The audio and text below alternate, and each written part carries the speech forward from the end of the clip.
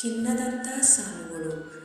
ಕರೆಯದವರ ಮನೆಗೆ ಊಟಕ್ಕೆ ಹೋಗಬೇಡ, ಕರುಣೆ ಇಲ್ಲದವರ ಹತ್ತಿರ ಕಷ್ಟವನ್ನೂ ಹೇಳಬೇಡ. ಬಂದ ಭಾಗ್ಯವನ್ನು ಕಾಲಲ್ಲಿ ಒದೆಯಬೇಡ, ಹಸಿವಿರದವರಿಗೆ ಒತ್ತಾಯದ ಊಟ ಬಡಿಸಬೇಡ.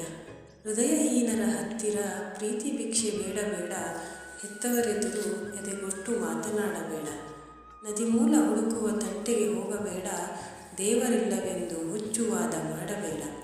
ನೊಂದವರ ನಿಟ್ಟುಸಿರಿಗೆ ಕಾರಣನಾಗಬೇಡ, ಒಡ ಹುಟ್ಟಿದವರ ಪ್ರೀತಿಗೆ ಪುರಾವೆ ಕೇಳಬೇಡ.